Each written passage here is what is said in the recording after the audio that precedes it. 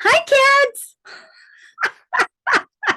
Maria West here, and I have my good friend Derek Bartolacelli here joining me, and he is going to share with us some of his wisdom, words of wisdom regarding the relationship between man and woman in modern times. So we thought we would just kind of wing it and kind of be in the sort of feminine flow and not be so masculine directed, but we're going to see how it goes. So, how are you, Derek? Nice to have you. Such a pleasure and honor to be here, Maria. Thank you so much. Buongiorno. Buongiorno. Yeah, it's quite an Italian name I have, but yeah, I actually lived in France for a dozen years, nowhere else. You did live in Italy. I've had an interesting relationship with France and Europa, and it was my intention to be there after my move out of California to New Mexico in 2015. I was supposed to be there, and then COVID just fucked everything up. So it's like, oh well. But in the time that the COVID happened, I met someone and fell in love. So it's like, what happened? What happened? So things were actually, I think, very well orchestrated, because had I gotten my way in a professional sense, I wouldn't be here. And I probably wouldn't be doing this. I mean, who knows? Who knows what would happen? So it's all kismet. So it's all good. Yeah, wow. Yeah. Well, at least you're happy. I'm happy, and I'm challenged. So, one of the things that happens between me and my guy is we are two very similar people, where we have similar woundings regarding our respective mates and relationship patterns. And we also have avoidant bonding style. So you have two avoidants trying to be intimate and in a loving, committed partnership, and it's just like it's. I mean, there's no books about it. I don't think. I probably have to write it. Yeah, I'm not even familiar with that term. But, So there's attachment style when you're a baby. So there's avoid. It has a lot to do with neglect and abuse, whether covert or overt. Then there is the anxious, which is a lot of abandonment issues. I don't have that so much, because I'm the one that was always leaving, breaking up with people. But I do have this. I don't like drama. So when drama starts happening, I've been accused of being more man-like, where I check out. I check out and I just go, you know what? Fuck this. But it's not sustainable, especially when you are a woman, you want to open to love, and you want to explore that feminine longing of partnership. And, I don't have that much time left. But when you're in your 60s, it's like, oh, shit. You kind of have to decide and be committed, Yeah, totally. And it definitely has to go both ways. And do you find that the fact that you guys are quite similar and you have the same triggers, is that even like more challenging? Because, sometimes it's hard for us to like recognize our own triggers as well. Even though I actually think it's a lot easier. I think it's a lot easier, actually, because like we were in the car the other day, and it was funny because I was getting impatient.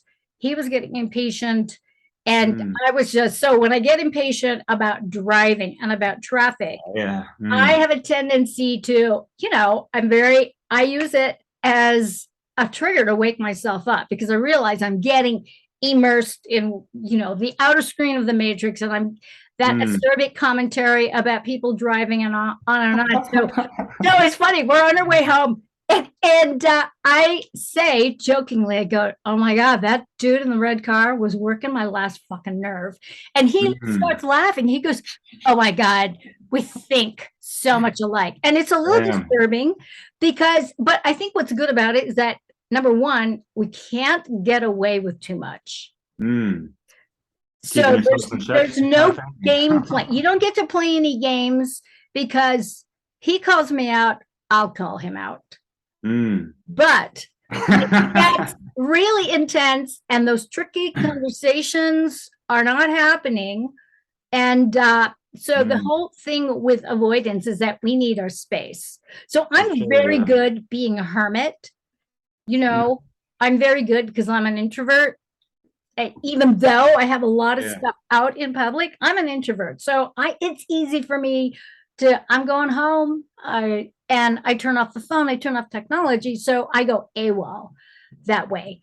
And that's our default, is that we will hit kind of a challenging patch.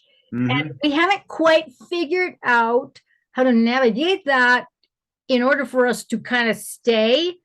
He's much better at it. I'm not. I will admit it. I'll admit it. And my default is to work. Right on, yeah. And that's great that you're willing to do that and you're not lying to yourself. But it's not. I see that it's not going to be sustainable, because in order to grow, we have to meet those challenges. We have to break down the proverbial wall and stay and really kind of work out the sort of concrete little go-tos. Otherwise, I think the relationship would probably stagnate to a point of, kind of the status quo. For sure, yeah. And I don't think we want to do that. Yeah. And there's so many ways we can go about these things. And I feel like, in my past relationship, I tried to keep things fresh, and like there's, for any kind of problem in life and consciousness, there's a solution, right? So it's all about people not being lazy, in a sense. Yeah. So how did you go about that? I mean, were you the one that was like bringing that up? Yeah, I was more like self-aware, because at least my ex-wife, she wasn't like on the same like spiritual level, if you will, and this and that, not all about doing the inner work and all that good stuff. But it's all about finding different approaches. I mean, people could, you mentioned when the heat of the moment, and you just gotta leave the room or this and that, because tempers might flare or whatever, or you want to avoid saying something that you don't want to say or might regret, all that good stuff. But I thought for me it was always about just getting that moment down and doing some breath work to calm down or whatever, and just use that energy in ways to think about why it's making me feel that way, and what can we do to remedy the situation, and how. Wow. There's just so many ways, and like that's just the whole alchemical process of transmutation of energy. Wow. How did that land for your wife doing that? Was that unusual? No, it's pretty often. I mean, like any kind of relationship, there's going to be conflicts, no matter how harmonized it is, right? Right. And ours was really beautiful. She was such a sweet lady, a soft, sweet Tahitian flower, as I like to say. Just from Polynesia and everything, and just like over there, it's just a different mentality, and it's just like she was much more zen, with a nice, calm voice, and she just like really mild mannered, in a sense. And so that just her being that kind of a example helped me, even though I had some major fucking ego issues and stuff. It was actually because of her and my awakened heart from the love cultivated from our relationship. It was really just the first relationship I've ever had in my life. Wow. Like 24 years old. That activated my wanting to do better, and making me look in the mirror 1,000 times and realizing like, yo, we cannot be doing this. I made my wife cry, kind of thing. You know what I mean? Wow. Her being like oversensitive, in a sense, or maybe just me raising my voice, which I know we can talk about this later on, but I've noticed as well, like with a lot of females, there's like this intimidation and fear factor behind when a man raises his voice, I think. And I think it stems a lot from the generational past and, trauma of that in a sense, Yeah. and his Yeah. father, grandfather type of thing, the old patriarchal, crusty mentality.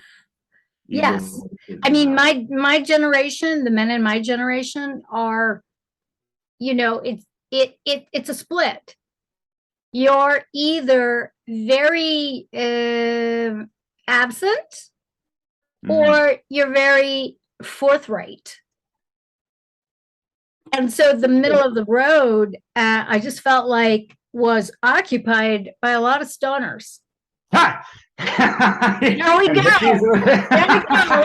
A lot of stoners. And so, so my generation, how old are you? I'm sorry, I don't even know how old you are. Oh yeah, it's all good. I'm pushing 40. I'll be 39. Okay. Okay. So I'm old enough to be your mama. So and so that having been said, the generation, like, do you feel like with your parents that they modeled for you a well enough relationship that really cultivated respect, mutual respect? To a good degree, yes, but I noticed these were the things I had to purge out of my life like over a decade ago. Okay, let's hear that. I'm very curious about that. It's like these, the ego impulses, especially tied to the negative emotions of frustration, anger, and that kind of stuff. And I could almost like literally feel his energy projected out through me. Whoa. It's like, it's not something that, I just learned on my own, Derek, in the wild type of thing, it's actually just being conditioned in a household, and that brings to mind. Do you think it was through osmosis, just growing up in that environment? Yeah, I guess. And, at the same time, there's a lot of things that, and I didn't care for that a lot of times when he would kind of raise his voice to my mom.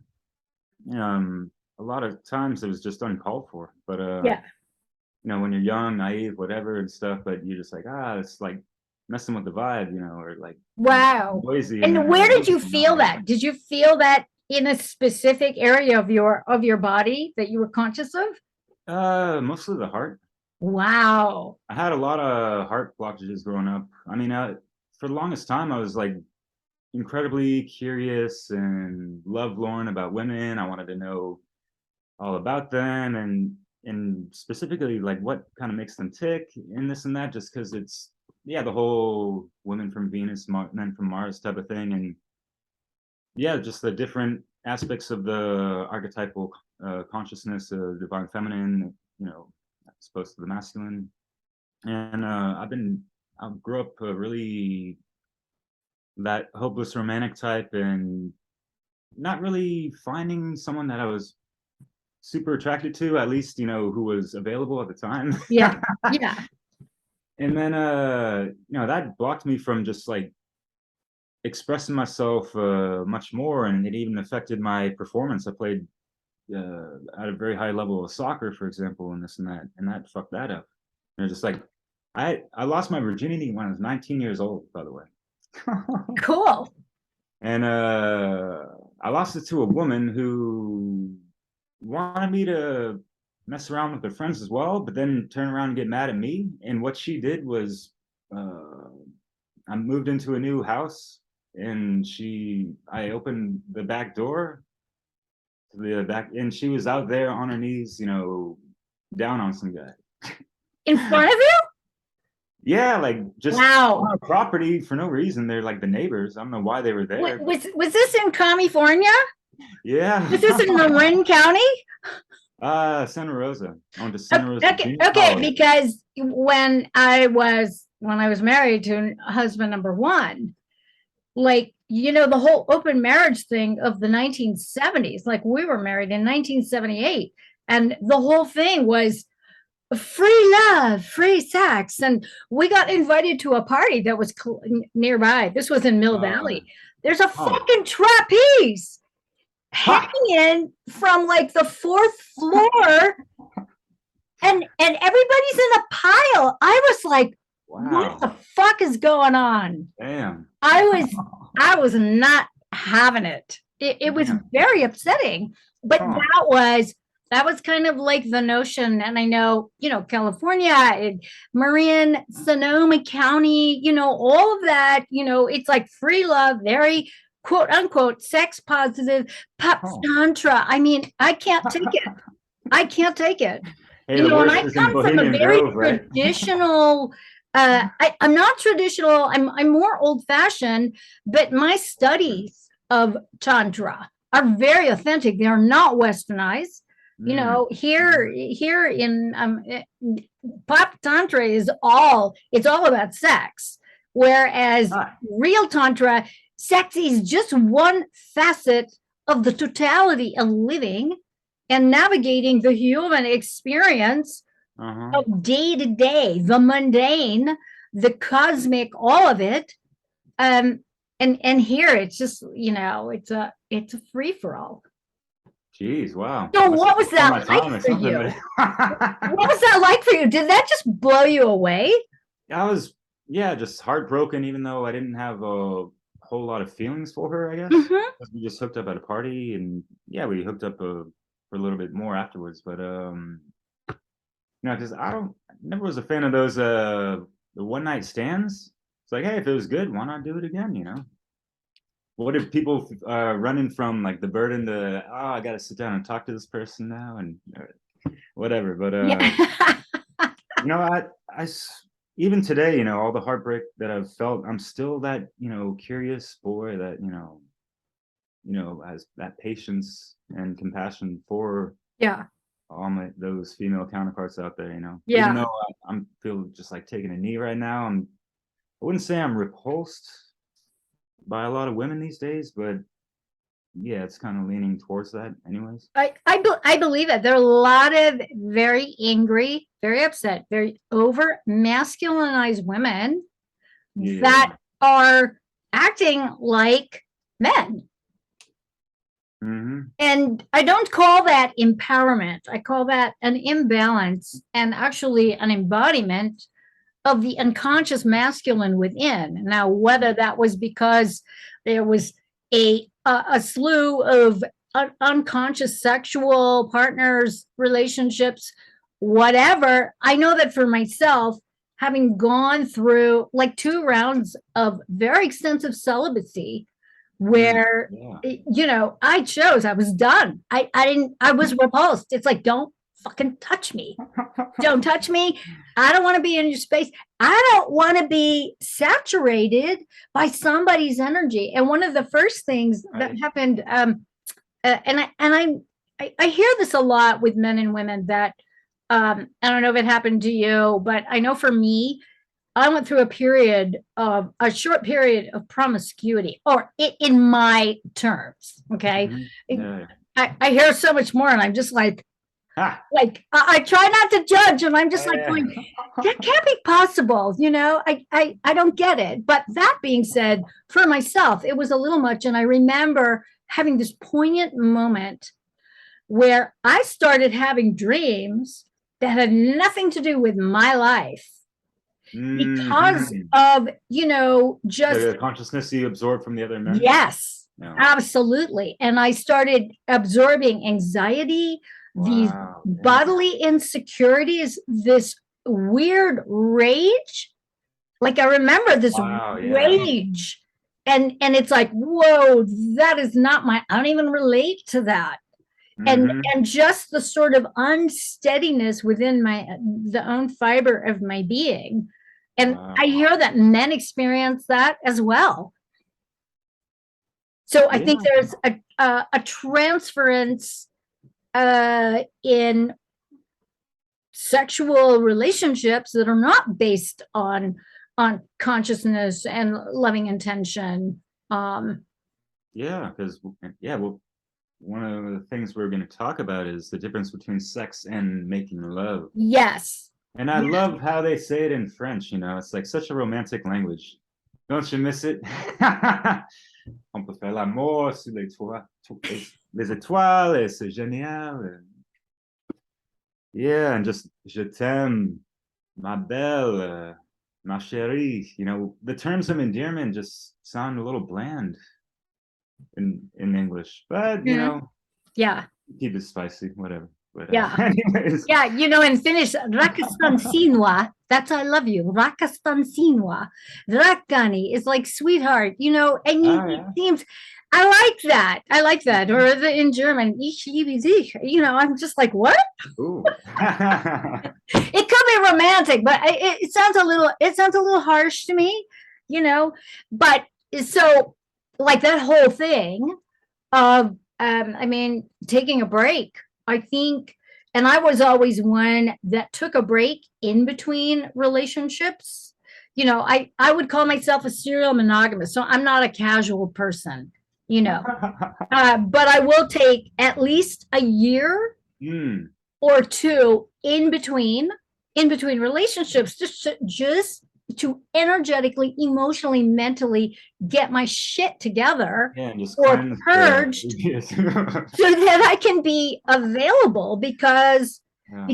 you know, I am so empathic, and the just the transference of energy exchange, whether it's sexual or whether whatever, a projection. Uh, Mhm.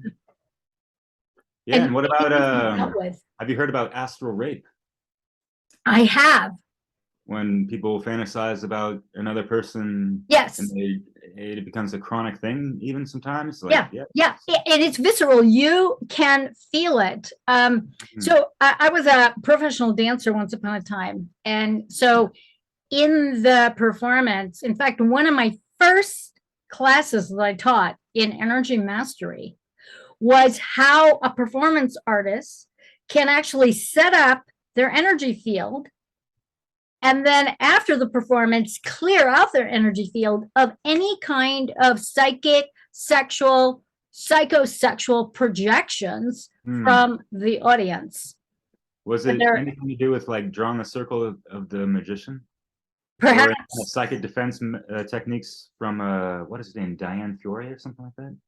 oh, Deanne, Yeah. yes, yes, yes, yes, Sweet. certainly applicable. But because the projections, they're energetic, they're based on thoughts. And I Mm. remember, you know, even as a little girl ballet dancer, and I was just like so cute and so innocent, and I just remember coming off of the Oh, stage and thinking,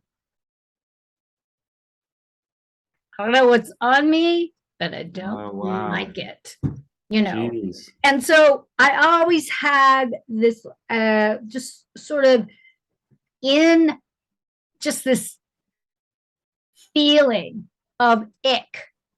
Wow. I mean, that alone could be traumatic. And Yes, you just, I mean, that blew my mind for me, just like thinking of that and quantifying it on the macrocosmic scale. How many young women have been subjected to so many unconscious, right, perverted right. projections? And then Oh, wow. Oh, we're wow. trained that not only is it acceptable, it's something that we want to cultivate in lieu of our own esteem. So we look at other esteem to Yeah. have that attention. You know, the Instagram is just like, oh my Oh, God, wow. you know, it's kind of frightening. It is, yeah, and it's being perpetuated in like, Yeah, early on. I mean, the dance industry, the music industry, the movie Mm, industry, all of it. It just yeah, cultivates that sort of voyeuristic uh, expectation and entitlement, really. yeah, and how much programming is going on with Hollywood or Bollywood or any Yeah, kind of yeah, production of media in like yeah. you know go to the princess programming, the jock athlete, you know, programming for the Right. guys, so many other things. And yeah, like you said, like the self-entitlement nowadays. Oh wow. So what was your childhood like in terms of, and I'm relating your upbringing and your various levels of awareness from like when you were a baby to toddler to a child to prepubescent boy, etc. What were the influences of, say, media, magazines, Hollywood television? Yeah, well, let's see. I watched the first time I ever had an ejaculation. I was scared as shit. I didn't know what was happening. Oh, of course. I was in Germany actually, and they had like porn on regular cable TV at the time or something like. Just Germans, man. Being Tell ya. subjected to that so young or whatever. Like, okay, yeah, a little over exciting, Yeah. but yeah, then you get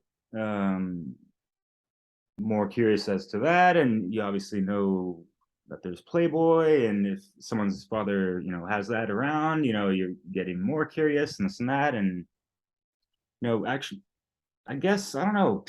I was born in '83. I really don't identify Mhm. as a millennial. So you were part of the sort of MTV generation that Yeah, came up.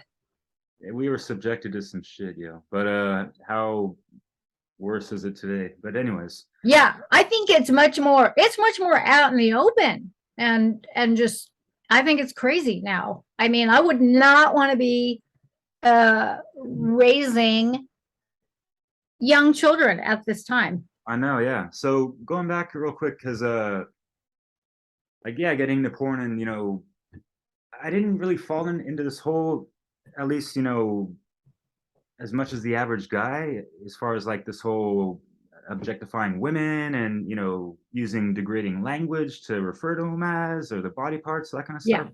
Yeah. Because I was pretty empathic myself growing up. I remember, geez, I was like 5 years old at a birthday party. I was big little league pee-wee baseball player trying to show off, and I like swung and missed, and the bat flew out of my hands and it hit this little girl. And I thought I broke her face or something like that. I ran up and I was like crying in my bed for like an hour or something like that. Just because yeah, just like seeing that, hearing her, and like it's like I could feel her pain, but yeah. I don't have a whole lot of memories of my growing up. Yeah. Well, what about the really influence of, say, your mom? Yeah. Like her expression as woman? It wasn't there all the way because the household, I don't know, it didn't have that holistic balance of, just free expression, I guess. Okay. But it was definitely there. My dad taught me and showed me ways to treat women right, with the old chivalry stuff, and all right, chivalry is not dead. No, but I think men could do even better than him too, though. Well, and that's the thing. That's what I've noticed.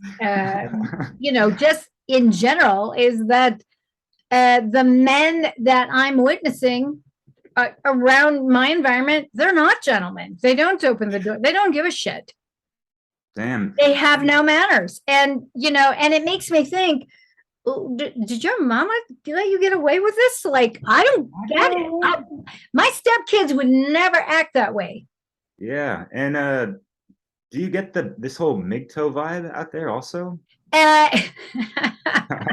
Yes. So I actually have a good male friend whom I've known him since high school, and he was a bit of kind of one of those pushy, very Uber-masculinized, kind of jockey kind of guys, and so he really tried to toe the line of being the good masculine, showing up for the wife and the kids, being a good provider, taking good care of himself. And his wife, now mind you, I never liked this woman. I never liked her ever. Huh. I always thought, wow, dude, you've got a princessa here. It's Huh. more of a contessa, because she just didn't want to lift a finger. And so at one point, he actually got very ill, and she had to like step up. And anyways, it all went south. But long story short, he was the one that asked me, do you know about this? And because I'm joining up. And I'm like sick of this entitlement shit with you bitches. And he was joking when he said that, but he wasn't joking, because he was a guy that really took on not just the role, but he was very conscious about it. Like, he was taking parenting classes. She wouldn't go, but he was doing all this stuff. Damn. And like reading all the books. Huh.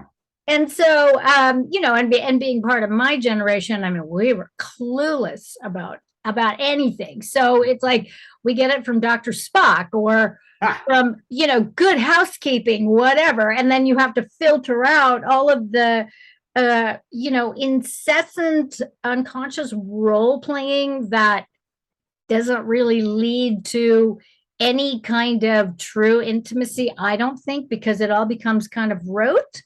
And I think he just got angry about it.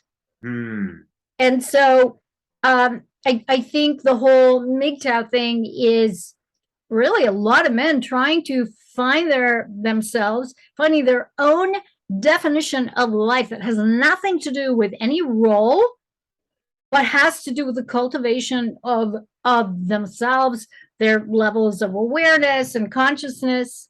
But I could be wrong. I mean, I'm not a man, and I'm only basing that on, what people have shared, what men have shared with me, what my friends shared with me, or what I've read. What's your take on it? I think I think there's a lot of male projection from this meet. There's a good amount of validity, but all right, are we going to continue the perpetual war on sex, people? I mean, like continually talking shit about the other sex behind them. Divide and conquer. It's like, yeah, you might have been fucked over, and we could, expose, the negative actions that females do, and we can recognize these patterns and showcase them in a way that people can properly learn, not, just, get it on your podcast and ranting and talking shit. Yeah. Yeah, it's not. That's still part of the divide and conquer. And that is, in my opinion, one of the ways that the powers that want to be, one of the ways that the matrix keeps everyone distracted and enslaved is the war between the sexes, the war between men and women, the war about fucking pronouns. Oh, wow, yeah. I was banned from a talk. I was banned from a talk in Toronto about 5 years ago because I wouldn't sign this piece of paper that had me acknowledge, I think it was pages long, like 94 pronouns. I'd never heard of such a thing. Wow. It freaked me out. And I'm not signing this. Huh. It's called a hate crime if you don't address properly. And I was just freaked out. I'm like, I don't want any drama. Yeah. Leave me alone. So I didn't get to speak. Everybody else signed it. Damn, you were probably turned off to even speak there, anyways. Yeah, I won't because I'm not going to cultivate. I don't want to cultivate that. I don't want to support that. Let's just level the playing field and just understand that regardless of your gender, you have masculine energy and feminine energy, doing energy and being energy. Balance your suffering with pleasure. I mean, it's simple, and anything that creates some kind of divide, get the fuck away from it. We have to integrate, all of that stuff. Yeah, well, people are still healing. They haven't figured out, all their triggers, I think, as well. I think there's a lot of residual resentments between a lot of people and, their heartbreaks in the past or fucked over or whatever. Yeah. Are you seeing that? Like, with your male friends and colleagues, people you know? Like, what is the consensus of what you? I know. I want to know what's your consensus of, like, say, your peers.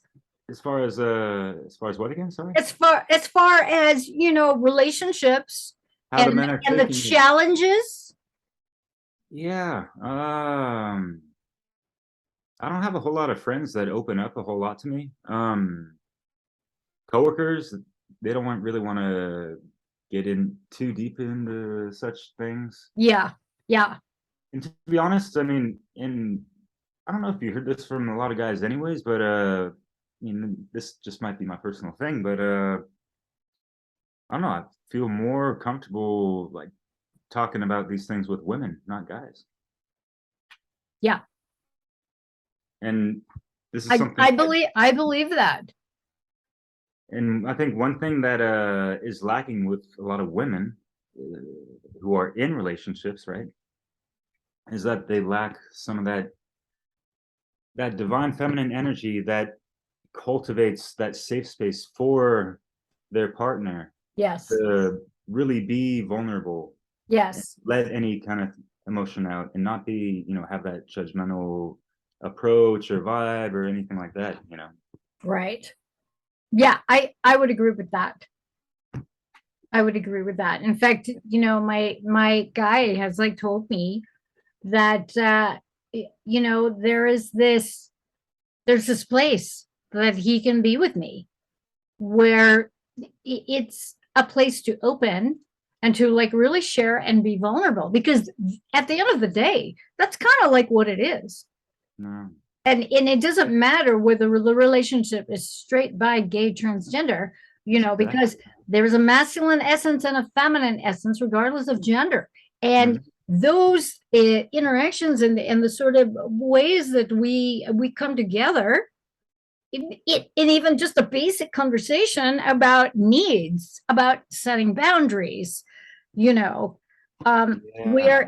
needs requested, wants and needs requested, boundaries requested are not an affront or threat or a demand or something that like connotes some kind of entitlement. You know what I'm saying?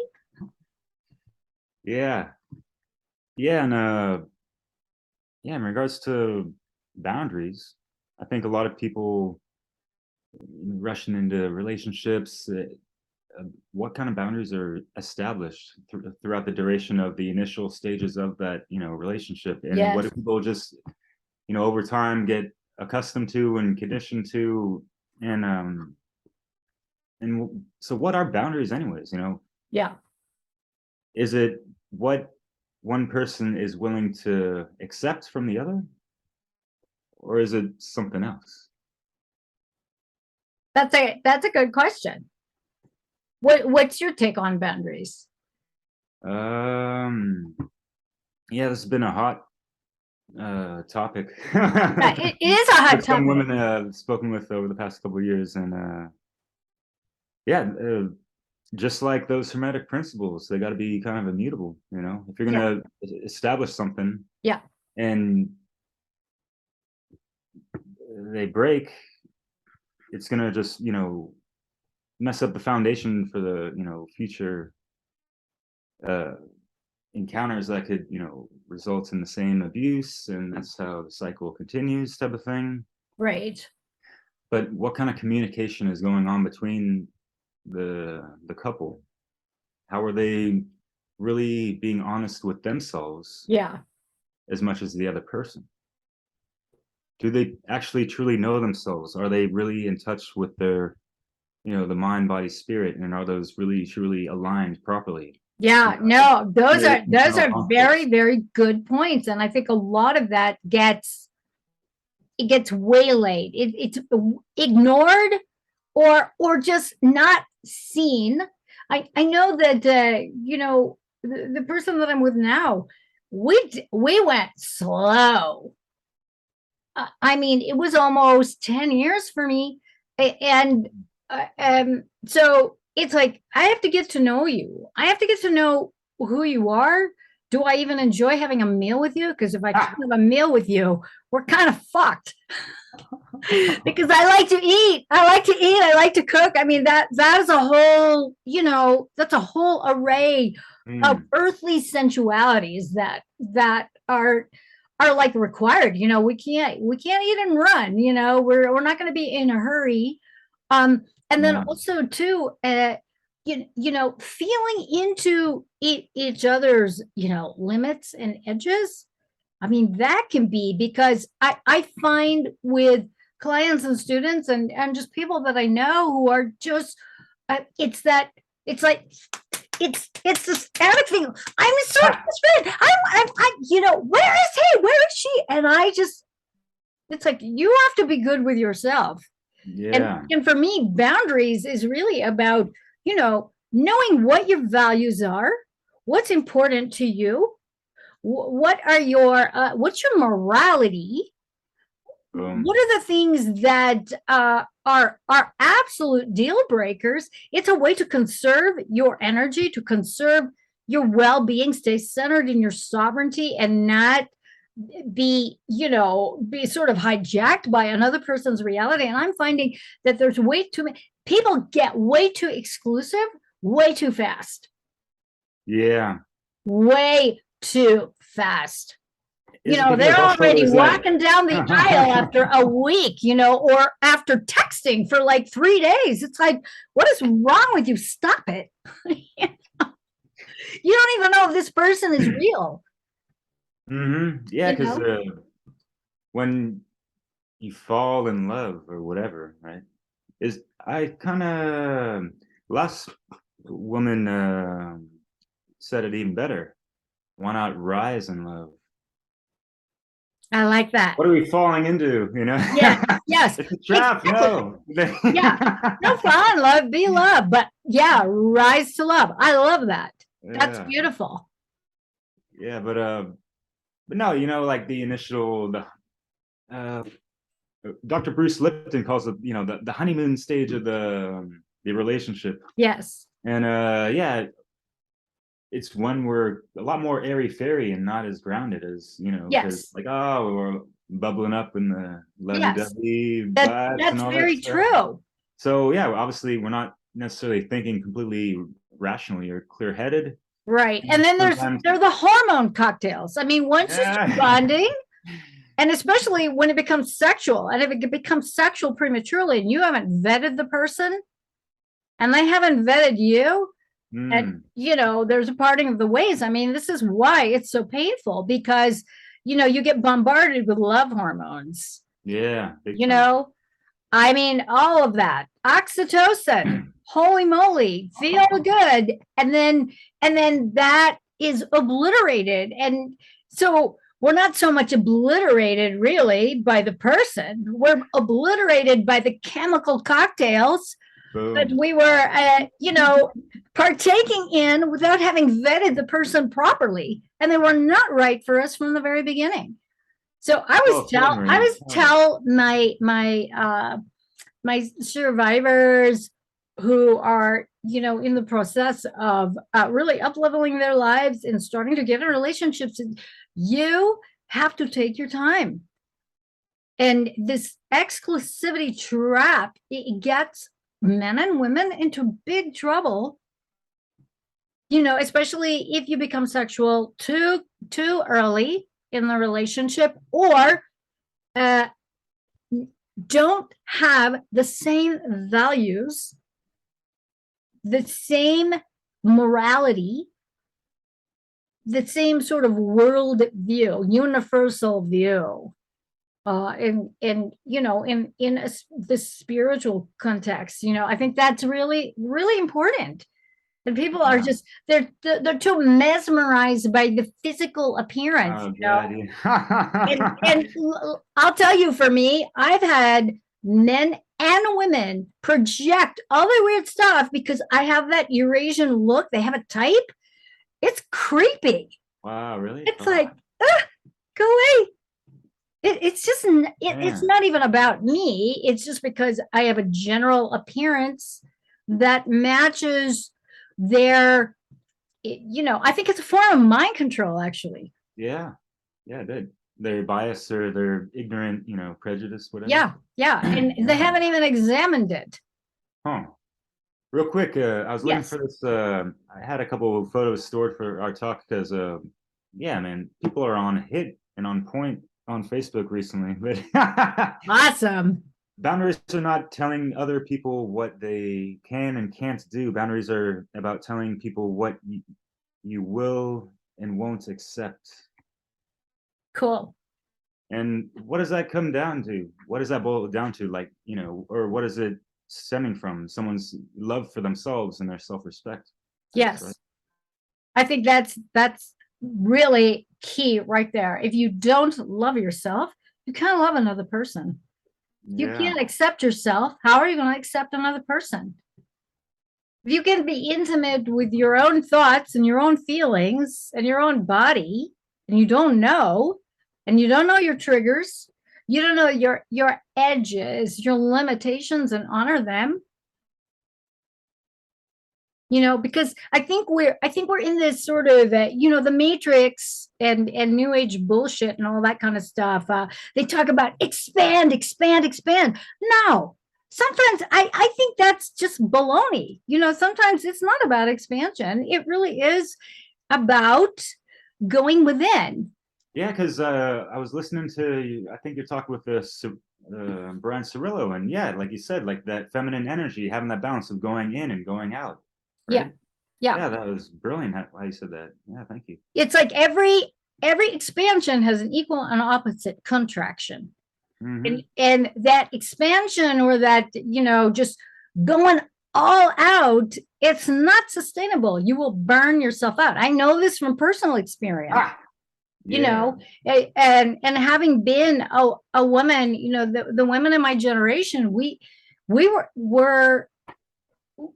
bought that sort of mind control programming of being inner masculine, being on the go constantly.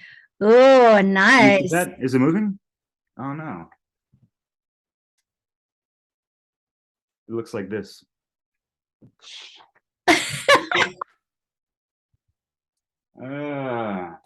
Come on. Can you see that? Sweet. In and out? Somewhat. Is it not doing it? Sorry, yeah. Wow. On that. But so what's the deal? I don't know.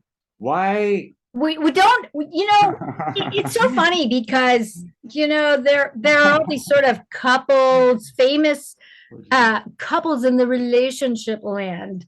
And then you find out down the line that it was all bullshit. They weren't even together, or they're in trouble because there's just way too much, I think, relationship fraud and fakery going on with the so-called relationship experts. I am most definitely not a relationship expert. I'm not. Yeah, likewise. But I show up. Damn straight, yeah. And we live and learn, and we really do a lot of inner work. Yeah, just exactly. So the great work is that's it. Yeah, I'm trying to do my part within my own self, and sharing some things on my YouTube channel, which I didn't even think we mentioned, but that's but we should. You need to send me the links and all of that so we can share. Yeah, sure. Because one of the reasons why I did it also is because talking about my upbringing a little bit, listening to a lot of bullshit rap that talks about like degradation of women and stuff, and calling bitches hoes and all that noise garbage. I had to purge a lot of music out of my life over the years, and that's so good. Was that easy to do, or was it tricky? It was easy after I had like a full-on like Kundalini awakening, just because I had such an energetic explosion within me, and like connecting to more to source and my higher self and all I that.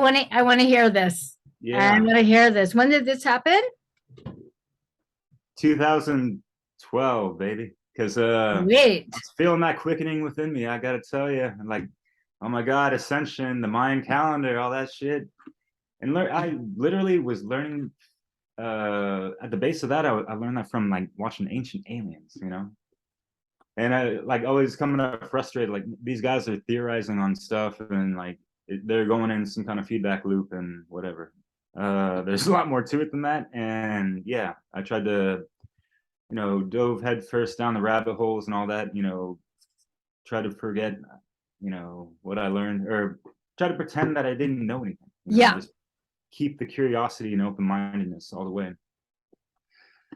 Yeah, after a while, I did some heavy meditation, and after, you know, reading about the Pleiadians and all this stuff, and I wanted to kind of feel into how this planet feels with all of us on it throughout its whole history and all that stuff. And yeah, that opened me up completely. I was weeping profusely, hyperventilating for like 15 to 20 minutes. But it was also, you know, reflecting back on my life and how much of a positive or negative contribution I've been here. And I realized, like, wow, it's like not much at all. Like, what the hell am I doing? I wanted to have kids with my wife. I wanted to learn about stuff. I wanted to teach them properly. I wanted them to listen to good music, eat good food, be healthy, and all this stuff. I wanted to be a better husband to my wife and all that, you know, at the same time. So I was doing an alchemical process at the same time that I didn't even know the term. I didn't even know what natural law was, all this stuff, but I was on that trajectory. And yeah, that is so good. I love it. Yeah, but no, I literally, I would never have considered myself awake if I didn't feel like I literally got zapped by the fucking universe. Like, that's how strong it was. And ever since that day, I just felt like I have some kind of DNA activated, if you will, some more than just two. How old were you? So you were like about 29, 20, I was 28, yeah. 28, 29. Yeah, and like since then I've just felt like on the same kind of youthfulness spirit, if you will, and this and that, obviously refining the knowledge and all that good stuff. But yeah. And since that time I took it upon myself to like be my own DJ, and I put out all types of good proper hip hop. That's all geared towards, you know, like I made it like the soundtrack to my awakening. That was kind of like the first initial mixes and stuff. And my formula really involves a lot of balance of the feminine, masculine energies, you know, and, you know, encompassing, you know, a great deal of you know, care into these things. Beautiful. And I had to like take out snippets and cuts of lyrics that were whack or unconscious, or not what I'm trying to do with this as well. And because even in France, I remember like, oh, you listen to rap or hip hop, isn't that? They have a different perspective on things, you know, and they're not so enthralled in so much media miasma that Americans are in, you know. And so I had some great interactions with people over there, and made me realize, like, yeah, you know, like. And I was into like breaking a shitload of stereotypes at the time. And I noticed that, you know, rap and hip hop was getting a bad stereotype, like, oh, this is like anti-women stuff and this and that. I was like, let me flip the record, and, you know, I'll throw you on the conscious B-sides for you. How about that? And since then, I've been doing it for 10 years now. I put over 100 mixes, whatever. I call them truth-infused tapestries, if you will. But yeah. Beautiful. Beautiful. I love it. I want to cry, actually. It's like you've been doing the work. You've been doing the work, and you've been like, you know, this is not, you know, because they're just, you're like the real deal. Thanks, you too. Like, the real deal. And you know, and it's so rare, because the world, the matrix, it's not so safe for men to like really come out whole, to come out and be the dynamic masculine and the feminine, because it's not static. The feminine comes in and she moves out the masculine, and it's the same for women too. And it's like we get slammed, we just get dissed. And it's like there's no it has the space has to be, it's got to be quiet. Yeah, well said. It's got to be still enough. And there's just way too much distraction, distortion, noise, as you were saying. Yeah. I guess meditation could help, but then there's like these new agers out there that are so right brain imbalanced because they're over medicating on the meditation. And all Yeah, this stuff, you know? yeah, exactly, exactly. So that doesn't work. You can out, into oblivion. But yeah. So the balance of that being and doing, balance the being and doing. Yeah, I love it. And sometimes we have to take action, and sometimes we got to be still. But even stillness, it's part of masculine expression. It's active stillness. It's not inertia, where or what is it? Just sort of being absent? No, active stillness is still conscious. Totally. Of what's going on. Water, it's right? still embodied awakening, the center screen, as I talk about. That's how we exit the matrix. We get into the center screen. We can observe this, and be present at the same time. And compose the reality with great intention and great awareness of what it is that we want to bring forth for the benefit of mutual benefit for everybody. Boom. I'm in it for the win-win. Yeah, me too. Me too. Yeah, let's create a win-win.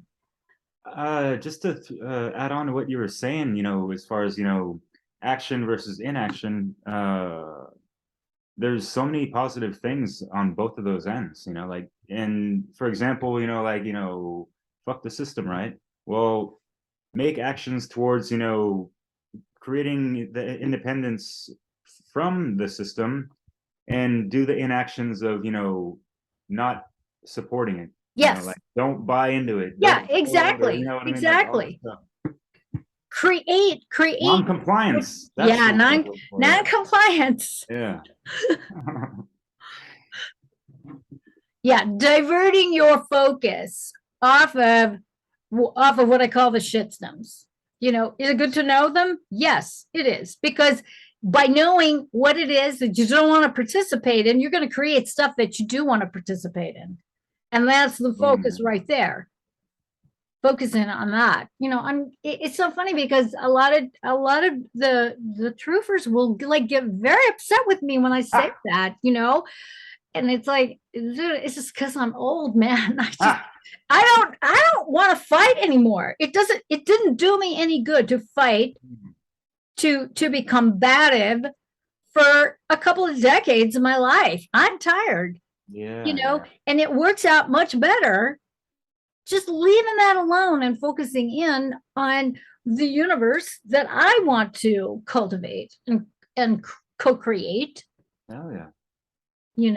With my brothers and sisters, and so I feel that happening, and I like it. I like my own little universe where I don't have drama. I just don't have drama. I have challenges because, the certain things that I want to do. I have to actually learn how to just apply that. Okay. Damn. Yeah. I wanted to, the reason why I'm here and not in France anymore is because I left to be with, this woman that I loved and never even met ever, but we were so connected and aligned, and she's an empath. Me being out in France and her being in Canada, we were able to like feel each other's energies. You know, that's how strong our connection was. And we were talking about, you know, like she lives out in the mountains, you know, in isolation areas kind of. And we're talking about like building our own hobbit hole, you know, that's Nice. living off the land as much as possible, that off-grid goodness, you know. It doesn't mean we're, you know, turning our backs against the world. I don't know why people have this idea that, you know, folks It's that, not all or nothing. you know, You yeah. know, yeah, that attitude is so. I hear that. I'm like, right. Do you even know what infrastructures you need and what that's going to take? Do you have I did a any video on that. idea? Yeah. I mean, it's like La La Land to a lot of these people. It's just like magical thinking, and they're not gonna Google it, or they're not gonna research it and find out what's needed. Hell, they can't even plant anything. You know, they're having DoorDash delivered to their front door. You know, of all the organic foods. That's like really cool. I'm just like, no, Yeah. no, do it yourself. Right. Yeah. I love cooking. Yeah. What do you And yeah, cook? going back to real quick, just Yeah. in a decent example of a male in a role being married, right? I was trying to keep the married life fresh, you know, and my wife at the time was very thankful that, you know, like, oh, tu fais les petites attentions, you know, like I paid attention to detail. I did things like, you know, try to be on my best behavior when she's going through a menstrual cycle or something like that. I would go out to the store and get her anything she needed, you know, tampons, all that good stuff. Didn't matter. She didn't like going shopping at all, so I ended up doing all the shopping anyways. We had our negotiations and just made things work. It was all good. And I cooked 99% of the time for her. For the 11 years we were together, 99% of the time. How many men can say that? I don't know that. I don't know that many. Although my Christopher and I, we cook. He'll cook. We both cook. It's fun. It's sexy. Cool. It's like, yeah, I love it. Yeah. Honestly, anything about life, doing it with someone you love, it's awesome. I don't know why, you know, you have these, but you see it on the TV and people get programmed by the TV and all this crap. Like, oh, I gotta wash the dishes. Oh my gosh. Well, I love it. Like, he is a dishwasher. You know, I like washing them by hand. I have a dishwasher in my house. I don't use it. I wash by hand. There's something about it for me that's actually very sensual. I like it. I like it. So we're homebodies. In fact, when that time we went out, we look at each other. We actually got out of the house. It's funny. It's funny because at the end of the day, I think, you know, we look at each other. Yeah, we could do that. No. It's better to stay home. We cook, and you know, he's learning how to play the piano. I'm a musician, and so you know, over the last 2 years, it's amazing to hear him play. Oh, wow. So he's learning a piano piece by this Italian artist Ludovica Einaudi, and it's beautiful. Beautiful. And when we first got together, I remember he played that when we were first seeing each other, and I just remember this is beautiful. I got home, I heard it, and I started playing it. You know, it's like I can do that, and so now he's learning it. It's beautiful. It's so magical. I mean, these are the beautiful, simple things in life, and they don't cost money. Right? Yeah. Yeah. Going out on walks and all that good stuff, you know? Why does everyone have to say like, oh, long walks on the beach? Really? Not everyone lives by the beach, and like yeah, I don't want to get I don't like the sand so much. Yeah, I like the mountains. I like motorcycle rides. So we're out on the motorcycle. Damn, I'm nice and fast. It's fun. You want to know an interesting fact about me? Yes.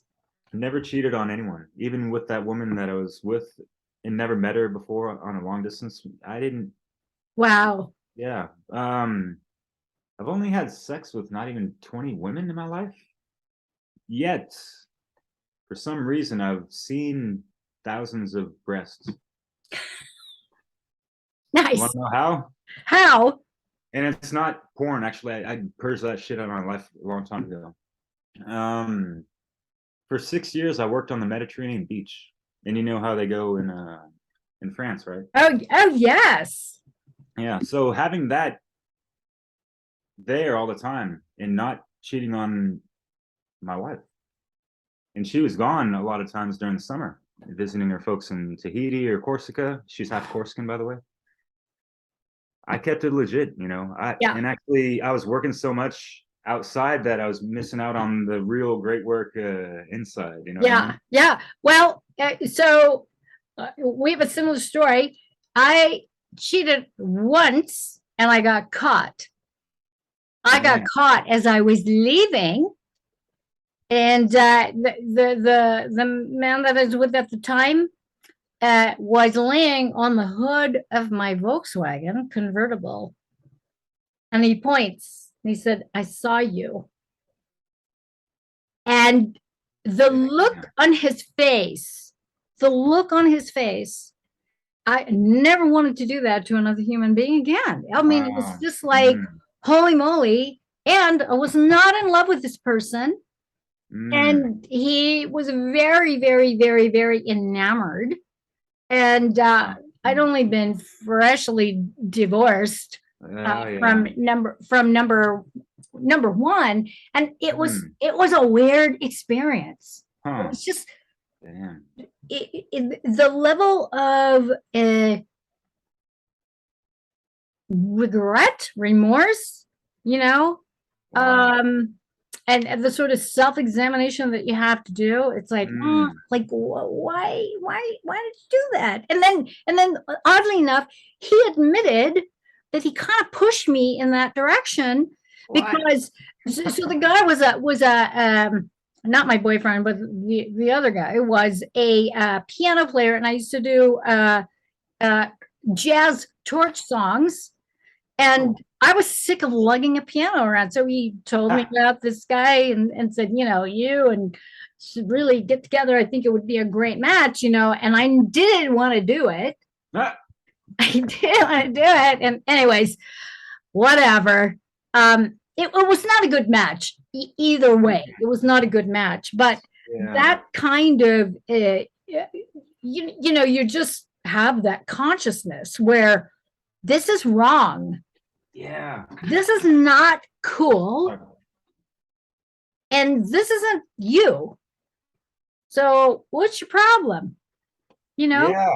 Yeah. Do you think the ego has ego issues? Yes, definitely.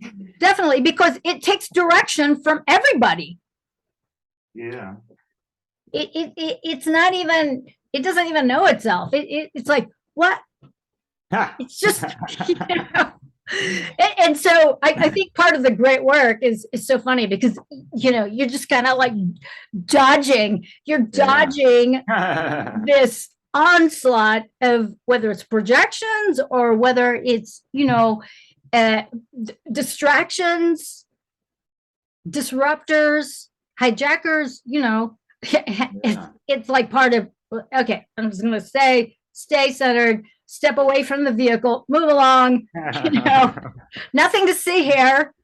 Just like sometimes you have to willfully ignore things. Yeah.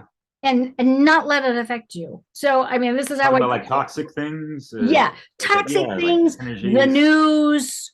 Yeah, they're just loosening out your energy. Yeah, stuff about Tim anointed. I can't do it. I when I get sucked in, like I feel my consciousness get sucked in to the outer screen, and I'm like, "Well, girl, what just happened? What just happened?" And it's obnoxious because it happens so fast. You know, and Facebook is one of the biggest ones. So I endeavor to just share funny stuff, post my stuff, and get the fuck out. Yeah, real talk. Yeah, but you got guys like Justin Padini, who's a hella funny and shit. I love him. He's so funny. Yeah. I just fall down laughing. I Yeah, fall down laughing mostly. And he is absolutely delightful because he just fucking nails it. Yeah, right. I wanted to go back to the whole cheating thing because Yeah.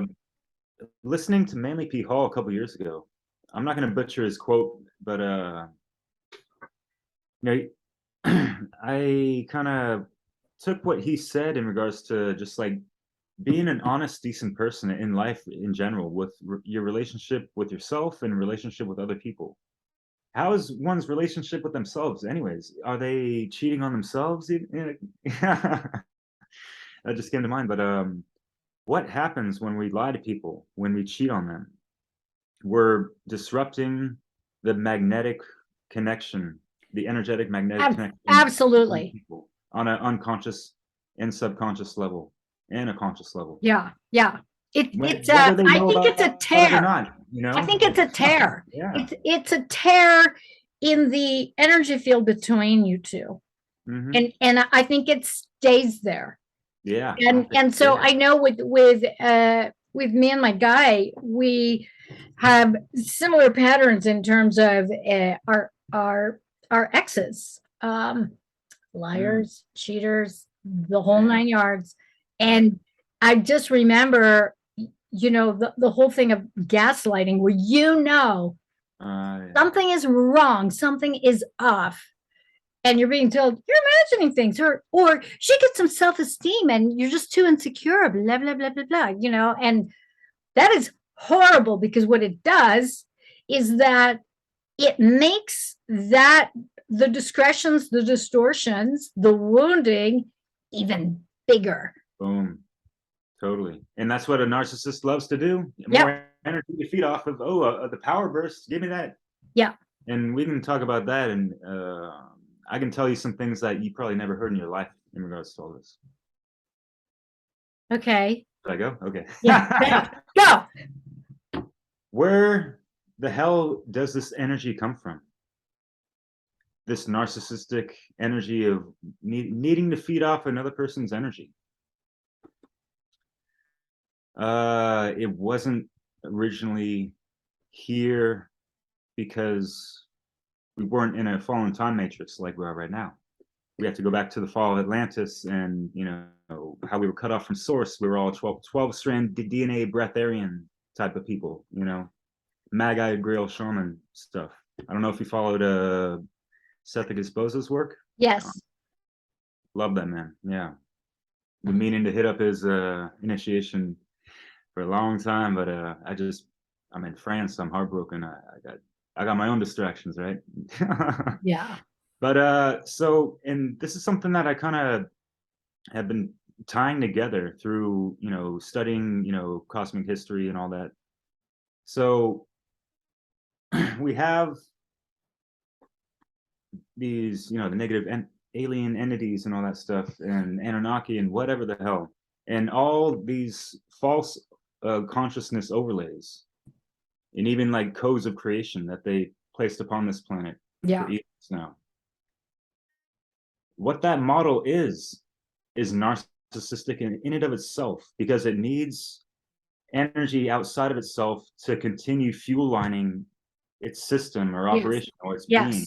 Yes. So, and that's how the matrix is fueled. Yes, totally.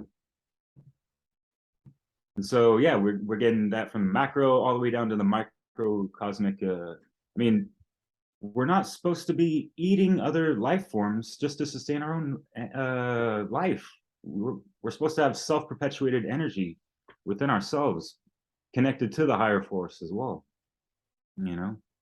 But yeah, we don't have that. So I always try to keep things in mind to that degree, because it really helps cultivate and maintain a level of compassion for people, and even these fallen entities, and even these lower astral leeches.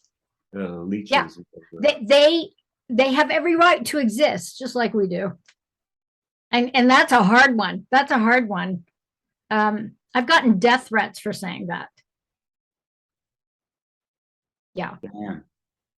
Because people are like hardcore the good versus evil kind of polarity. And it's still divide and conquer still. Mm-hmm. They don't realize we're non-dualistic beings or something. They can't see it from that, other non-linear perspective. It's just an impossibility. They won't. It's too, I think it's too threatening to their mindset, to their ego, perhaps. We call it ego death. Egoic annihilation. Yeah, because I mean, like, honestly, there's a lot of information out there, and a lot of people know what's going on, but a lot of people are still not even awake to themselves. Yeah. And that's really the problem. We have a lot of tourists in the truth movement. Yes, we do. Weekend warriors or whatever, you know what I mean? Yeah, or daily operations. I think that because they now have discovered that government is slavery, that makes them awake. It's like, that scares the shit out of me. I swear. It's frightening to me. And I've had those kinds of people come at me where I have to monitor the comments. I can't even allow the comments on because I'll have some person just go off and go crazy. And I'm like, wowie, wowie, wowie. So ever since I put keywords, nothing gets through. Right on. That's cool. But I don't want to shut off the comments, I needed some interaction in order to grow it, but still, it's just kind of you said it. What were you calling them? Weekend warriors? Weekend warriors, yeah. Or there's the keyboard warriors, obviously. The keyboard warriors. Yeah. But I'm talking about people that just are not devoting their lives to this. Yeah. How free do people want to get? What are people willing to compromise? Yeah. You have sacrifice. You got to sacrifice something, and it just seems like, and especially the way I see the whole emancipation of humanity from the matrix. It's going to take a lot. It's going to take us all to do it. Mm-hmm. And that means we can't just be spectators. We can't just be receivers of copious information and be indiscriminate about the information that comes in. We have to be discerning, and now we have to take the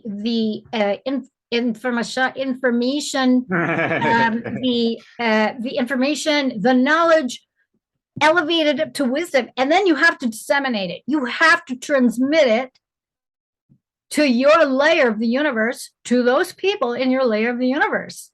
And people just don't want to do it. They don't want to do it. Yeah. They don't want to make the people uncomfortable that are going to question them for, why are you posting that on Facebook, man, or whatever. Yeah. And we get that, a lot of us have been there before. But crowd participation, everyone, kind of thing. Just like, and it doesn't matter, like, people don't have to put out videos like this or write articles. They can just share videos around, share knowledge. Yeah. And also, if they're not going to be, and if they got money to spare, help support people that are making a living off of only this. They don't have another side job. This is what they're doing. Yes. By donations. Yeah. Yeah. I don't have a side job. I mean, my work is my work. It's all encompassing. It all just comes back. It all goes back to what it is I'm doing. And then once you've been at it for a long time, I keep thinking, what else could I do? I mean, my gigs as a musician, as a touring musician, and also as a dancer and a martial arts instructor. I mean, this has all been part of my whole evolution to be doing what I'm doing and what I have been doing. Oh yeah. It's not. It hasn't been random. No. We go through all these trainings, and what is it? You got to understand your environment, and you also have to understand how your attention, your consciousness, your creative energy gets hijacked. So that because the powers that want to be, they don't want you to be doing anything. They want you to be spectating and watching celebrities. and taking your information from outside of yourself and not questioning reality whatsoever. And that, the reality that you see on media, that's it. And that's why I tell people you have to travel, because that's not it. Boom. Yeah. Not it. Yeah. There's plenty of the planet that has no TV, has no internet, no distractions whatsoever, just nature. Digital detox much? Yeah, I like it. I like it. Yeah, that reminds me. Yeah, I put out a great actual video series to this, musical tapestry called like the Mass Media Miasma. It's like a 2-hour long thing. And I thought about that because I wrote about it a little bit in regards to thinking about what we're talking about today. Because how many times have you heard about it since like even the 70s? Like, oh, television is the #1 love killer type of thing. Well, maybe the 80s, But now, what's the real love killer? We got social media. Everyone's got their slab on their hands and all that stuff. Yeah. Or whatever, and screens galore. Even the kids got them. But how many distractions do these couples need nowadays? Yeah. I mean, that's why they've created date night. I wrote it in my book. I put that in my book, and people were like going, wow, really? Yeah. And date night is perfectly acceptable. We use the term, but for me, it's absolutely fucking ridiculous. It really is. I find it I roll my eyes. I'm like, wow. Yeah. Date night. Wow. Because we got to schedule it in to the list of the many things that people have to do. Yeah. I guess they're setting boundaries, right? Yes, they're setting boundaries. And they're doing it begrudgingly. Like it's another thing. Oh, date night. And I've seen people roll their eyes. I've seen people roll their eyes. And I'm thinking, what is wrong with this picture here? What is wrong with you? Why are you doing that?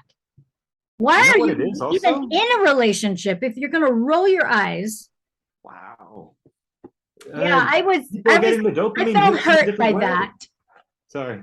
I felt very hurt by that. It's like, wow. Because people are too distracted. They don't want to. They don't want to take the time or make the time to be with the beloveds. I'm shocked. I got to write an email. Wow, that's important. Damn. I mean, I love snail mail. I'm one of those people. I like cards. I like letters. I still have people that I write cards and letters to. I love it. Yeah. I had a letter I wrote for my sweet Canadian, but she wouldn't let me send it to her because she's kind of under surveillance in a sense, and her mail gets tampered with, that kind of stuff. Oh my. Sucks. But yeah, anyways. Wow. Yeah. You made me think so have we been conditioned so much and have such hormonal imbalance from like the incredible dopamine rush that people get on social media these days that it's love is like second to that now or something like that? I think that's actually quite valid. I think that's valid. Because people want that instant gratification. Oh. Yeah. I've lived a life of delayed gratification. Word, yeah. Where, and that's one of the perks of being neglected as a child is that, you just learn to go without, so I remember my first experience of a teacher asking me, well, what color do you want? And I almost had a nervous breakdown. Like no one had ever asked me what it was that they wanted ever. Wow. It's a little disturbing. It's a little disturbing to have that. So I have that default where, I'm willing to delay gratification. I'm willing to sacrifice my own thing. And then when you raise children, Well, there it is right there. You do a lot of that. And when you're raising grown men, you do a lot of that too. So I was just kind of used to it. And I didn't begrudge it. I wasn't resentful of it. It was just automatic. But telling you. Wow, that was really interesting, and it made me connect another dot. But before I say that, communication, I think people don't always understand, like, communication is key. Everyone knows that, but they pay a lot of lip service to it, but they don't pay enough ear service to it. So what I noticed also in France is that people have a much better listening skills than Americans. And I feel like Americans are more inclined to listen for them to react to it as they are just to listen to it just for genuine curiosity, to learn something and understand the other person's point of view. I agree. And quite often, I think the reaction is very formulaic. It's a knee-jerk reaction that has nothing to do, quite often, as I've noticed, with the content of what they just heard. It's like we're gonna pick certain words and then create a meaning or come to a conclusion about it.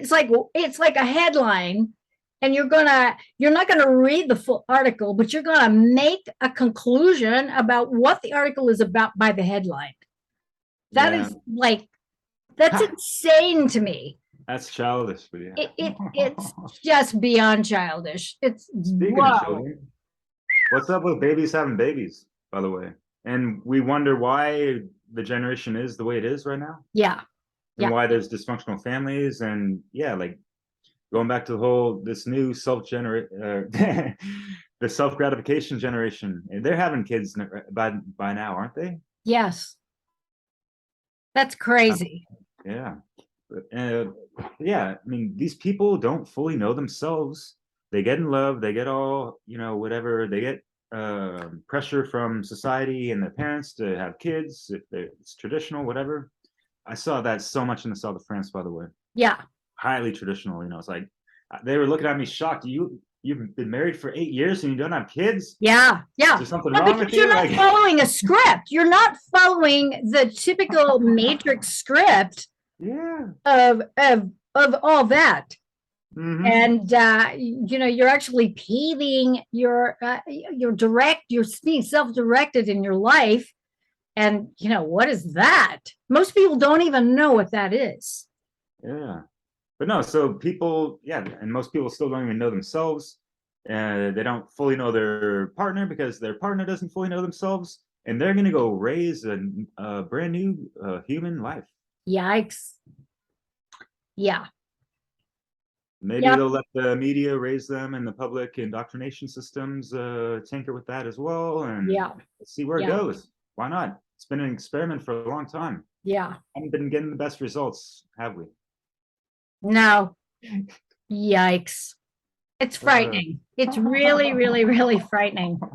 And when I was growing up, we didn't have all this sort of instant social media kind of stuff. I mean, I have seen stuff on social media or TikTok by young kids, and I am shocked. I'm thinking, where are their parents? Like, do their parents know what they're up to?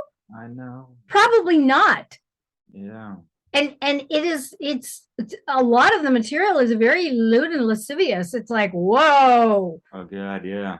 A lot of slapdick humor, whatever the hell, and all this, attention to ego and looking at whatever. Yeah. Vanity. Very much so. It's all about that. And look how many face tattoos I have. Look how many holes are in my jeans. I'm cool. This is the fashion today, guys. Hey. And speaking of fashion, I written down, like, between couples, what kind of, because the whole male guy with the trophy wife, he likes to show her off and this and that. But at the same time, he'll get upset and offended that, guys are gawking at her. Yes. Yeah. It's that double standard. Yeah. This is part of the second level of relationships that Brian and I were talking about, which is based on the relationship section of my book, and it's that role playing. So, and as long as you play the role, it's all good. It's all good. But then there is the sort of ego checks or unchecks, the jealousy and the control, you know, and so on and so forth. Mm-hmm. You know, and then it levels up to what I call the neo-equality, where I washed the dishes last week. You get to wash the dishes this week. It's all this fucking weird tit for tat negotiation. And it's not about commitment. It's about, let's see how far we can negotiate. You did this for me, I'll do this for you, blah, blah, blah, blah. And then, you know, if it fucks up, we got a back door, we'll leave. We'll part ways. I mean, we have such a disposable society. And I know I have felt that way. I have felt disposed of, that, you know, I could be replaced, you know, and that is like a weird place to be. And I remember the first time it came up, I thought, holy shit, man, I need to keep that bullshit in check, because, but yet it really is a reflection of modern day relationships. Yeah. Where it's not about commitments, because people don't know themselves, and we're just trolling, and we're just living for the moment, and we're just, you know, yikes. It's not my cup of tea. I don't relate to that. Mm-hmm. You know, I was always in for the long haul.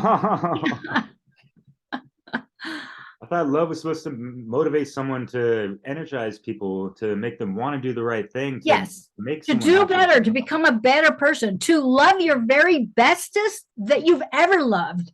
Right? Yeah. Wow. And then the blame game and all this stuff. Yeah. And it stems back again, just, you know, lack of proper knowledge of self, the inner work, keeping it balanced, not having true trust of yourself, and obviously you're not trusting the other person if you keep playing these little tick for tat, you know, blame game things, or whatever, right? Or you're jealous, right? Yeah. Insecure much? Yeah. Yeah. There's a lot of reasons why and degrees of that. But so. Insecurity and jealousy are very, very frightening. I was in a relationship with a Polish man, Pavel, and I did not know that he was a heroin addict. I had no idea. I always thought if you're a heroin addict, you should have needle tracks and have anything. Then I found out, oh, you can smoke it and snort it. I'm like, what?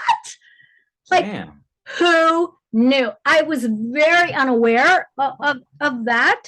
And so we were at a restaurant one time, and the whole jealousy thing, I'd never experienced anything like that, where this person was absolutely convinced that it was at the ladies' room. There's a huge line. The ladies' room is on the opposite end of where we were. The men's room is on the opposite. So they were separated.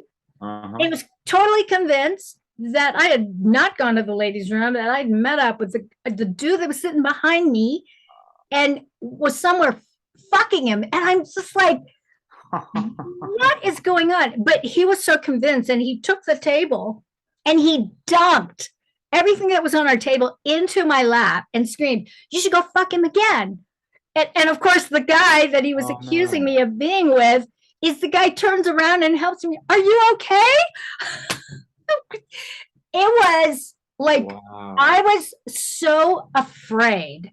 I was terrified. And I felt this, like, I remember feeling this energy laser slice right through my energy field into my heart. No. And I was devastated because I adored him. It's like, where are you coming? How are you coming to this conclusion? It's so bizarre.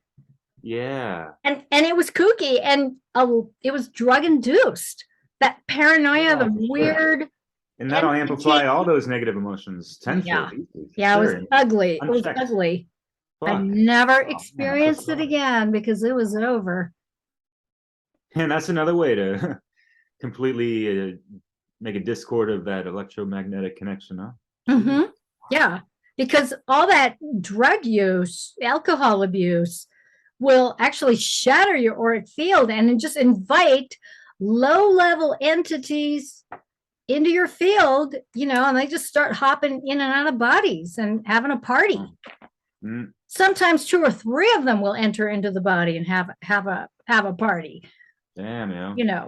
And it ain't no slumber party. No, it is not a slumber party. That is for sure. Ah, Lord. No, the slumber party are the sleeping masses, Yes. Yes. Yeah. Craziness. As a woman, I'm curious as to like how you felt with partners and just, vibes from guys in general, that they think like a woman is like something that it's like, that's my woman, that's my girlfriend. I've run the gamut of that. I've run the gamut of that. So, like my first husband was very, he's Italian. Italian and on the macho side, or Italian and Israeli. So very chauvinistic, very loud and expressive, and very, very sort of machismo, macho kind of thing. Yeah. Mm. And then my second husband was Texan, kind of the same thing, but artsy. Very, very artistic, and couldn't figure out whether he was gay, bi, or straight. Damn. So it was a little complicated. Oh. And then I had the sensitive musician, Pavel, who was a tortured soul. Definitely much more in that the sort of negative feminine of musician, but being very directionless and also entitled. Entitled because he had a certain level of upbringing and status in terms of his family origin, and that was weird. It's like, well, wait a minute, I'm sorry. And then my last relationship was with narcissist, sociopath, psychopath. Damn. Very like a manipulator and using his child as a way to push my button. So that was one of the things that I learned. It's like, one of my triggers is children. Yeah. And there's so many children who have reckless fathers, reckless mothers. Yeah. And I was always the one, I'll step up, I'll do it. And that was a reflection of me having such a neglectful, horrifying, violent, abusive childhood that I am not going to allow, if I have it in my power to not allow a child to have those experiences, I'm down automatically without thought, but it's funny because I've had a few opportunities lately dangled in front of me and I'm like going, no, thank you. No, been there, done that. No, I'm done, So I need to work with my inner little girl, and she gets to have some fun, reclaiming her. But so I've run the gamut with men, and I have had also very relatively short relationships with men who have been relatively conscious, and we parted ways very very sweetly, very lovingly. Cool. And I'm still friends with them. And awesome. And I keep track of them. So we have a closeness there. But what's the common thread of those men is they do the great work. Boom. They've had their hearts broken. They did the painstaking work to extricate themselves from this unconscious masculine feminine dynamic that is of typified unconscious dramatic relationships, you know. So so I've run the gamut, and the person that I'm with now is he's very, you know, it's funny because our approach, our life experience are very different. But we've come to the same conclusion. We have the same worldview, universal view. We have the same values. We have the same morality. And it's very, we're very, very in tune and aligned. Yeah. So how did that happen? Nobody would ever suspect that, you know. And I come from the sort of free spirit entrepreneurial, make my own way. I mean, by the time I was like 21, I'd been fired from 25 jobs. It was very apparent. Yeah. I am virtually unemployable. No one wants to fire me because I am unruly. I can't take direction. And his route, you know, he's a retired Air Force colonel. I mean, hello, it's weird. I mean, what? So when I tell people that, they're like, you know, they're wondering about that. And yet we have the same soul, basically. We have the same heart. Yeah, sounds like you guys are on level. Yeah, so it's like you come to the same conclusions, like, you know, doing all these different divergent pathways and having these different experiences and lessons. So it's a very interesting trajectory for sure. Surprising. It surprised me. You know. It's like, what? I'm not living in Italy. I'm not supposed to, you know. Damn. Funny that way. Where in Italy, real quick? Near Florence. Ooh la la. Yeah, I know. Magnifique. I know. And I have friends in Tuscany, and which was mostly where I was staying with a couple of, you know, really crazy women. There was a lot of craziness going on over there. Wow, yeah. And what have you noticed with women that have been exposed big time, like me being in the south of France, seeing this with that machizo vibe and this and that, and you over in Italy? What I noticed, it's really toughened up the skin of a lot of women, and it kind of robbed them of their sensuality. Yes. I noticed, you know what I noticed? And that's interesting that you say that, because with the women who sponsored me, and I got to stay at their villa, there's a certain what's the word? It's an edgy hardness, I guess. And this very forward kind of sexuality that I find alarming. Yeah. Like one time, one of the women, Fabiola, just shows up at my door, like completely naked. Damn. And I don't have a problem with nudity, but you know, she's a little drunk, and it's just odd. And she comes in and she's, you know, she'll like get up on my couch and her legs are up in the air, and I'm just like, are you lost? Like, or is it an imitation? I don't know, but the edginess, though, there's a certain sharp tone that I notice in their manner of speaking. I don't know if you caught that, but I totally no. Like, I was never able to articulate it the way you just did, and yeah, thank you, man. Right? It a brain fart from my head. Like for me, I was like, "Are you gonna hurt me? Like, what's gonna happen?" Yeah. No, straight up. Like I didn't know what she was gonna do. It was just kind of weird. So, damn. Yeah, in the south of France, like some of these women, they're pretty hardcore, you know, they can box type of thing, you know, like. Yeah, I mean, I can box too.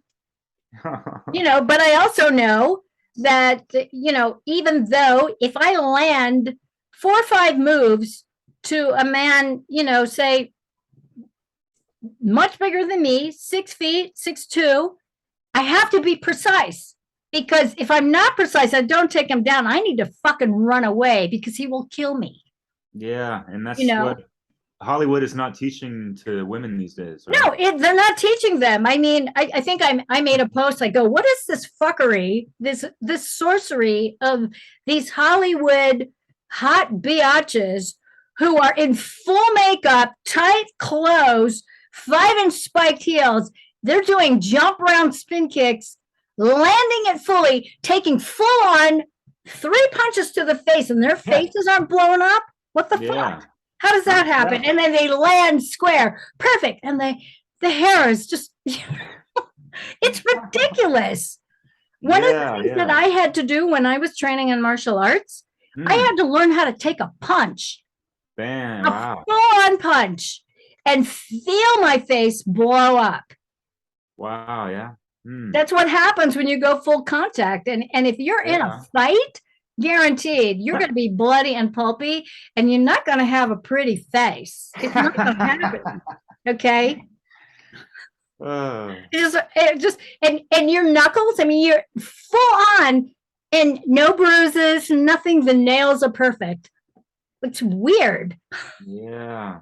It's a distortion. It's bullshit. Yes, to give the fake false empowerment for the neo-feminists and all that stuff. Yeah, exactly. Ooh, that's cool. Mark Passio's presentation about the unholy feminine. Oh, that's fantastic. Yeah, I felt so like it revealed a lot of how I felt, you know, growing up, and wasn't able to like notice and articulate it in the proper way. Right. Properly through all that. Right. I was stuck on heartbroken, hopeless romantic shit, you know.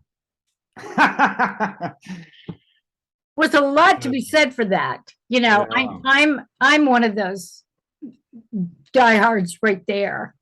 But what I noticed, one of my problems is, just being in that frequency wasn't allowing me to, I guess, be my true self and attract what I really wanted. Yes. Yes. And the other thing, I had it. I just lost it. Did I? Now you go. Sorry. Yeah, I can't think of it right now. So. It'll come back. It'll come back. Well, part of the problem with being in heartbreak is that when we can't compost it and are unable to buoy ourselves and rise to the occasion, not necessarily rise above it, because it's not above or below you. It just is a state of being. We get stuck in what I call the energy of wallowing and pining. And women get stuck in that, especially, you know, so there's that sort of ongoing grief that's deep, and yet it's very hollow because it takes so much energy. It hollows you out, where your focus is just on that grief, and it's devastating. And I have been there.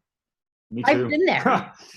You know, I've had my life shipwrecked and gutted by a man, so I know what that's like, and it's not fun, and it's not something that you can bypass, because, you know, all the steps of grieving. I mean, you know, that one size does not fit all. I don't really believe in it. So, you know, I found those steps to be a little bit of a mind control trap, because I didn't relate to it. So I'm thinking, yeah, what's up with that? You know? Yeah. So, yeah, it's hard, you know, dealing with betrayal, dealing with liars and users, and just the sort of narcissist, sociopath, psychopaths, and that level of betrayal, and so much of it is so it's orchestrated. I mean, they are consciously doing it. They know exactly what they're doing. And that level of deception is like, so, I mean, it just, I was shattered. You know, and I had concluded, I go, well, you know, if that means I'm never going to be with another man as long as I live, you know what? I'm okay with it. You know, it's like, I'm not going to die. I have work that's meaningful. And so I really had to let it go, but I think the letting go allowed me to not focus so much on, you know, how the fuck did I not know this? How the fuck did I let this happen? You know, that self-blame. That's part of the blame game.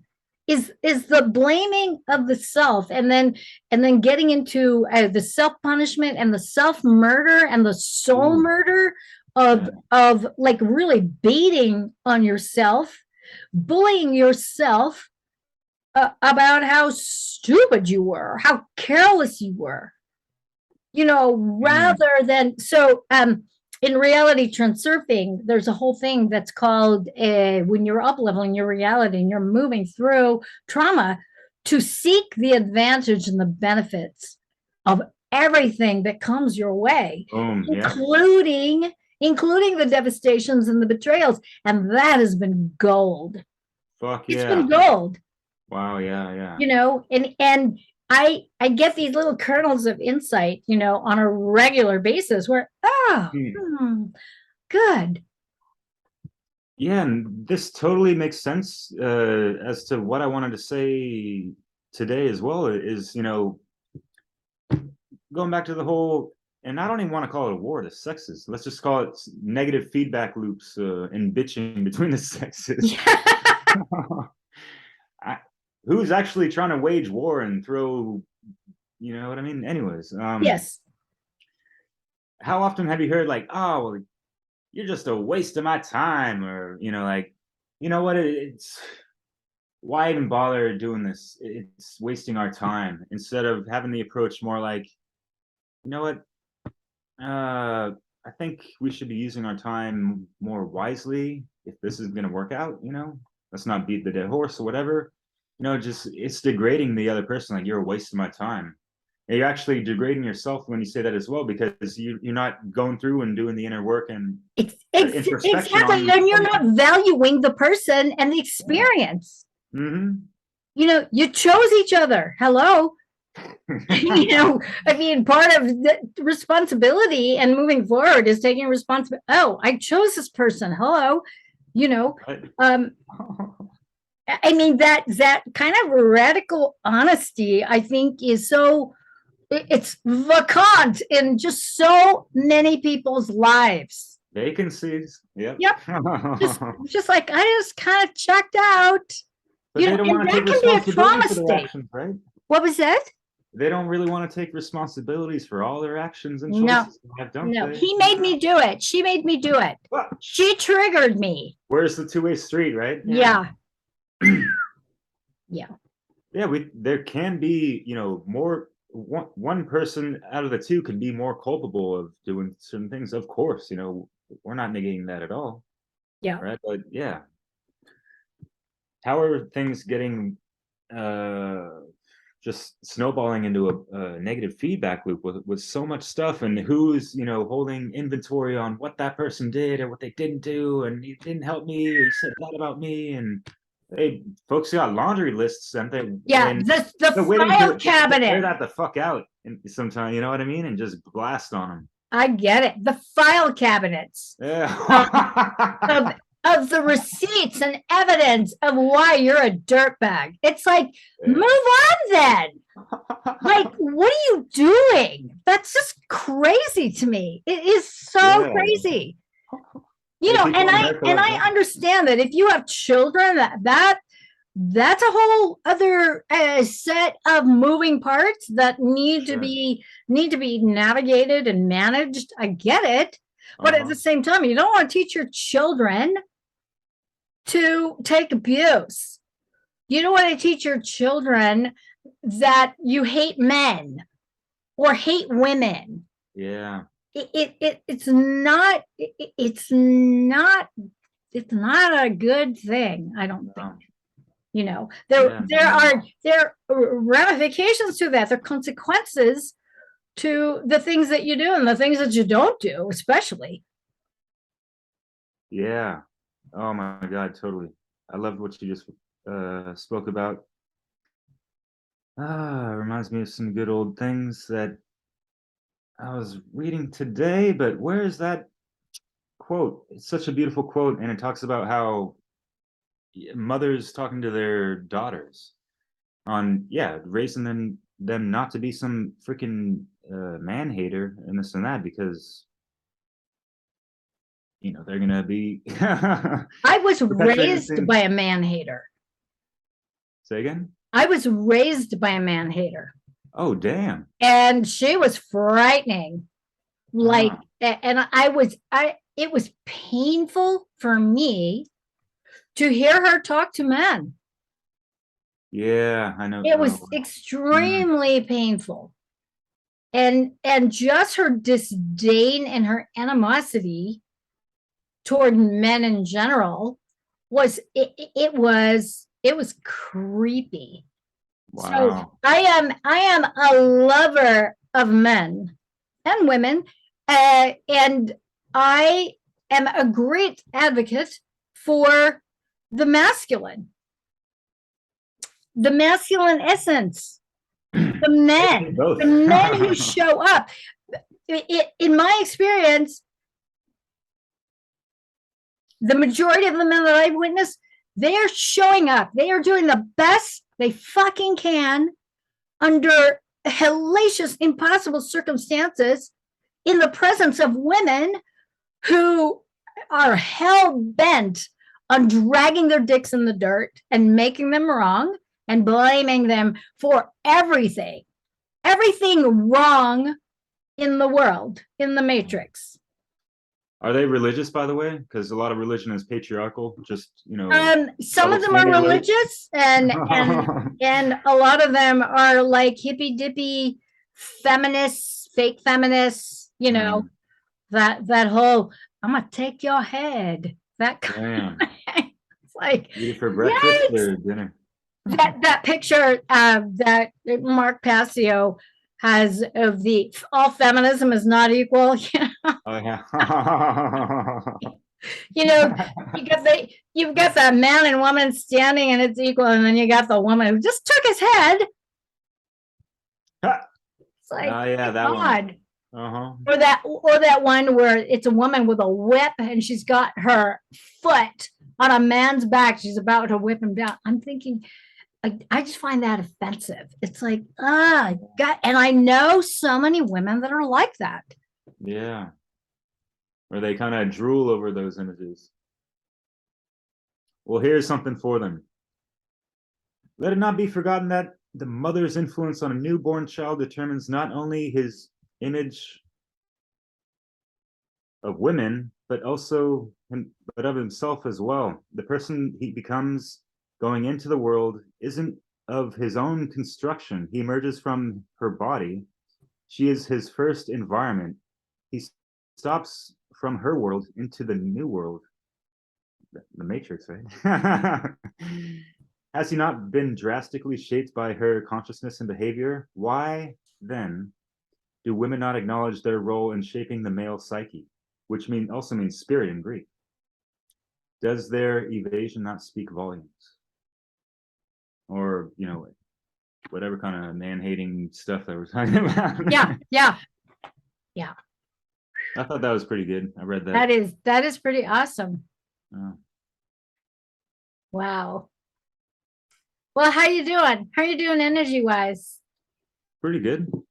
We've been at it for 2 hours and 13 minutes? 2 hours? 2 hours? Something like that, yeah. Damn. It just flew. Do you want to cut this off around 2 hours then, or? Yeah, so let's go maybe for another, I don't know, 5, 10. Yeah, what do you think? Yeah, because I can yak all night. Oh man.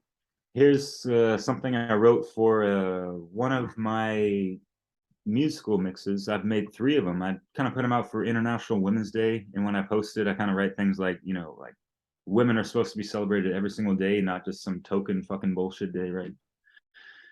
But yes, and it's called Femc Divinity. I think I shared one with you, and it's all female artists.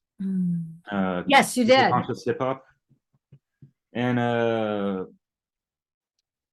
yeah. So there's been some insights on a metaphysical level regarding women and men, and I can speak from experience with this. Women have the power to activate DNA, soul code genetics, chakras, and things of that nature within men, especially lighting up that good old heart chakra. Let's just take it above the belt and the root chakra, guys. You know, like I got a jingle after being divorced and trying to be and not like whore myself out. If my heart is not in it, my dick is not with it, type of thing. Connections. Right on. Are you into tarot, by the way? I am. Sweet. So what about the high priestess, wise in the world, and the empress of emotion and understanding, the caring inspiration between lovers, the queen of cups washing the impurities with temperance, the courage to shine like the sun or the star in their alignment to truth and natural law. Beautiful. My idea of the archetypal divine feminine, creative, compassionate, caring, courageous, balanced, intuitive, heart-based intelligence, in touch with their bodies deeply, from their blood flow to their hormones, uterus, and especially with their hearts, mind, and guts. Obviously, the whole trinity of consciousness. Wow. The universal laws of morality are readily known within them, and they do not cause harm upon others and don't tolerate harm upon ourselves either, which is having the balance of that divine masculine energy within themselves. Yeah, obviously, when we hear about the divine masculine and feminine, we talked about that. Yeah, that's all I have to say about from that little note there. But wow. Yeah, and these are the types of things I write about on every single mix that I love it. You know, I love to write and kind of. We're speaking the same language. Cheers. Yeah. Yeah. Yeah. That's very sweet. Thank you. And I love that you're just doing it. You're just doing it. This is for me, this is the kind of information that I think a lot of men, all ages, across the board, and women across the board need to hear this language, especially coming from a man. Merci beaucoup. Yeah. I mean, it's true because, you know, I think the various messengers that come forth at certain times, you know, this is it. Your archetype of the embodied masculine, who's also embodied in his feminine, is so rare. There's a lot of pretenders who will be self-proclaimed in that manner and have, you know, they're pickup artists is what they are. Yeah. And they're manipulative con artists. I've seen it in the Tantra communities.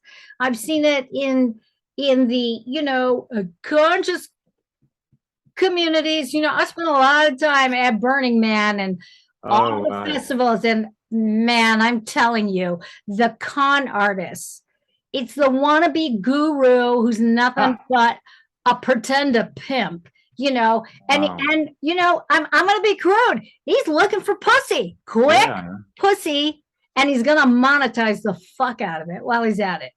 And people fall for it. What a motherfucker. Yeah, totally. The definition of a motherfucker is fucking with the feminine spirit. Exactly. And it's probably very disrespectful toward his mother. Wow. And maybe she was disrespectful toward him. Who knows? who knows what the story is, but I've seen it so much. It just blows my mind. Especially when they're in these, higher levels of awareness communities. Yes. It's pathetic. And I know for myself, I remember doing a talk about the masculine feminine, about the integration, the sacred marriage, the heteros gamos.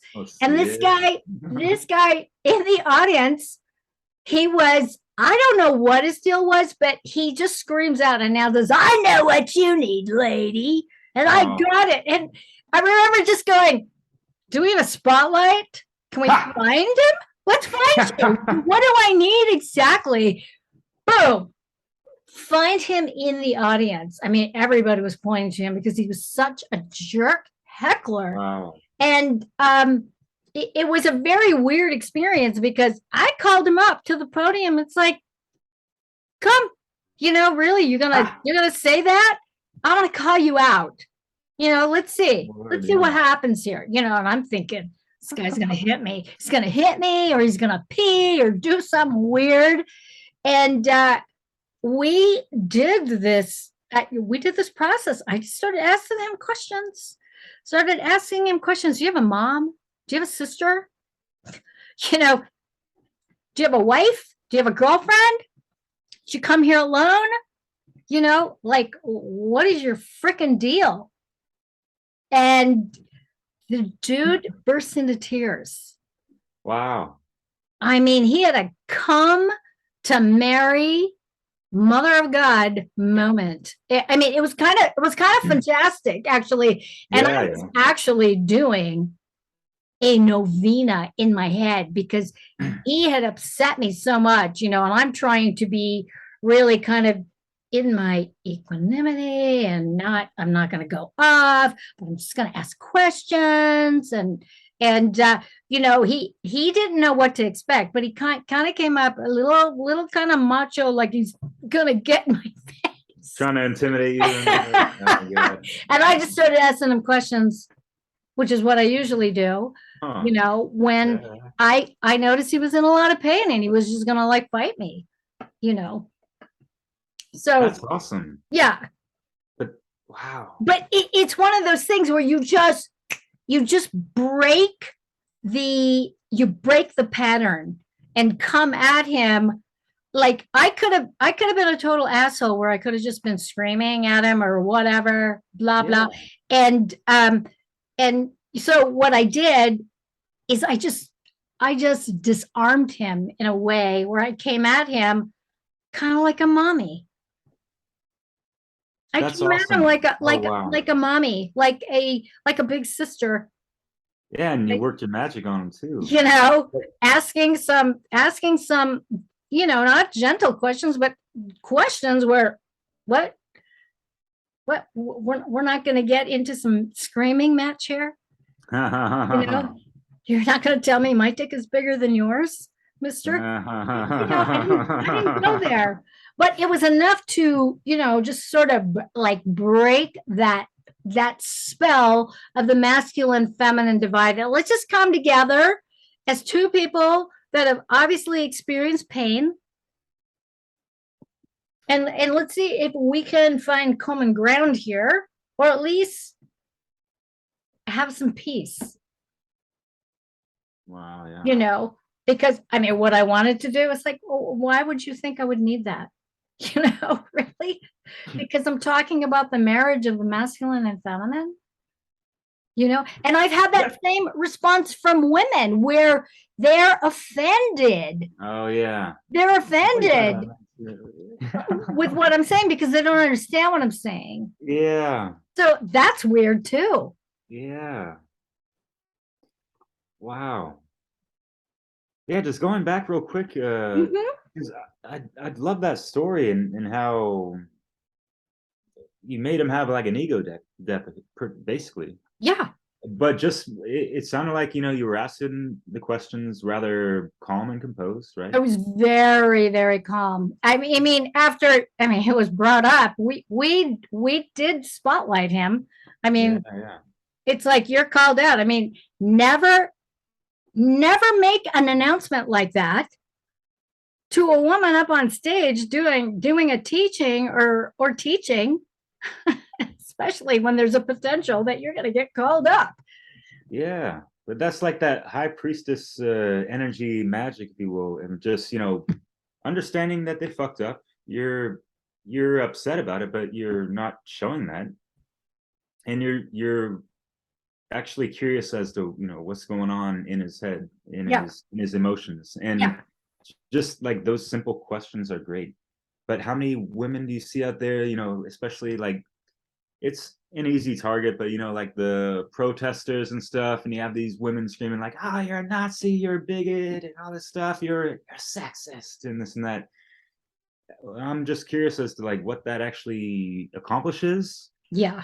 And yeah, they're yelling out with all that yang energy. They're not bringing in the subtle yin energy. Yeah, and they don't realize that is toxic masculinity right there. Yes. It's projected, and it's unconscious projection. You don't even make sense. Do you honestly know what you're all pissed off about? Not really. Not really. And I've interviewed women.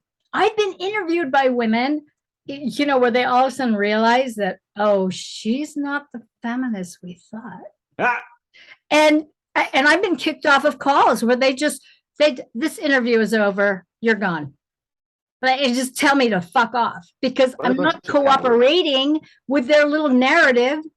And I'm not going to get on the bandwagon and bash men. I'm not going to do it. I appreciate I'm not on your hate train. I'm not doing it. I'm not. Oh, man. The only train I'm down with are those classy, comfortable European rides. I mean, in Japan, they got those, but geez, have you ever seen a train in Japan that doesn't have 1 million people smudged up against the walls? No, anyway. Never. I have not. And that is a frightening thing because you're literally like this. It's kind of creepy. I don't like it. I don't like it. And I get claustrophobic, and, you know, I mean, I'm all touchy and feely, but it's got to be on my terms, basically. Mm-hmm. Well said. So, the neo-feminists in it, a lot of them are just misdirected, lost, and projecting a lot of stuff. Yeah, they've not worked through their daddy issues. Yeah, that too. Or their mommy issues, for that matter. Of course, yeah. They've not integrated the inner masculine and feminine. Yeah. I almost think that like these MGTOW men are almost like the diametric opposite of some of these neo-feminists in a sense. That's probably true. I can't think of any other group or male movement that, you know, is so like anti-woman almost, you know. Well, then there are the pickup artists, and they're all about working women. Yeah, and that sort of creating the narcissist, sociopath, psychopaths, you know, who can exploit at will and make it all charming, and like they're doing you a favor. Yeah, I mean, I've heard some of these podcasts; they're frightening. Like some of their tactics, I'm just like, is this legal? Like, damn. You're teaching folks how to do this. You know, it's a weird form, you know, in many ways. I'm like going, this is kind of like weird NLP tactics. Oh God. Strange. Yeah. Mm-hmm. Yeah, very, very disturbing. And, you know, and I try to keep an open mind, you know, because I want to listen to an entire presentation, but man, I had to like pause stuff. I was just like, wow, yeah. Step outside, get some air, take a break. Smoke split. Because this is disturbing. This is willful manipulation. Yeah. So and they're very plain about it. Wow. How to get a woman to, you know, blah, blah, blah, you know, just like, okay. I'm sorry, does that work for you? Really? Wow. I haven't had sex in 2.5 years. Ain't interested in manipulating a damn soul to get some. Yeah, yeah, exactly. Exactly. Wow. Yeah.